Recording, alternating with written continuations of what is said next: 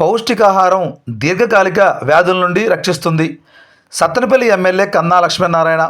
ఇక పూర్తి సమాచారం మేరకు రాష్ట్రీయ పోషణ మహా పౌష్టికాహార మాసోత్సవాల కార్యక్రమంలో భాగంగా సత్తెనపల్లి పట్టణంలో టీటీడీ కళ్యాణ మండపంలో కార్యక్రమాన్ని నిర్వహించారు.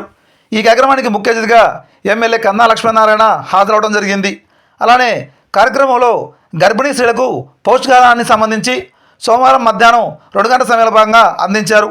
చిన్నపిల్లలు మరియు స్త్రీలలో విషాహార లోపాన్ని నివారించడానికి మరియు ప్రతి ఒక్కరికి ఆరోగ్యం మరియు పోషకాహారాన్ని అందించడానికి సమాజంలో చైతన్యం మరియు ప్రజల భాగస్వామ్యంతో ఆహారపు అలవాట్లను గురించి అవగాహన కల్పించడమే లక్ష్యమన్నారు. రాష్ట్ర ప్రజలలో పోషకాహారం మరియు ఆరోగ్యకరమైన ఆహారపు అలవాట్ల గురించి ప్రజలకు అవగాహన కల్పించడానికి ఈ మాసోత్సవాలు నిర్వహిస్తున్నట్లుగా తెలిపారు. స్త్రీలకు, పిల్లలకు, ప్రజలకు పౌష్టికాహారం యొక్క ఆవశ్యకత గురించి, ప్రాముఖ్యత గురించి ఈ మాసోత్సవాల్లో తెలియజేశారు. మనం తినే ఆహారం పైన మన ఆరోగ్యం ఆధారపడి ఉంటుందని, సంపూర్ణ ఆరోగ్యానికి పౌష్టికాహారం ఎంతో అవసరమని, పౌష్టికాహారం దీర్ఘకాలిక వ్యాధుల నుండి మనల్ని రక్షిస్తుందన్నారు. మనం ఆరోగ్యంగా ఉండాలంటే సమతుల ఆహారం తీసుకోవాలని, వయసుకు తగినట్లుగా మనం ఆహారాన్ని తీసుకోవాలని పేర్కొన్నారు.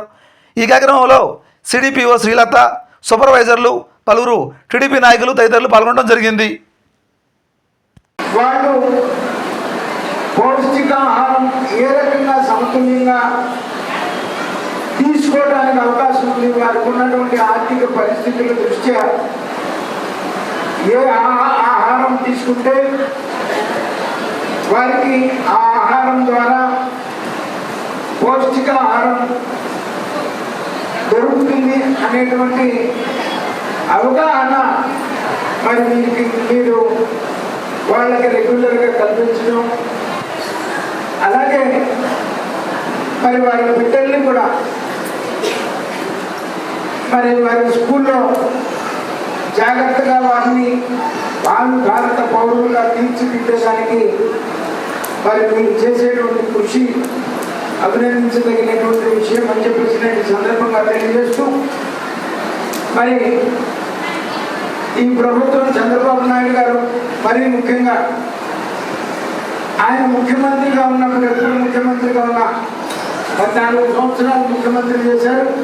ఇప్పుడు 15వ సంవత్సరం ముఖ్యమంత్రిగా కొనసాగుతున్నారు.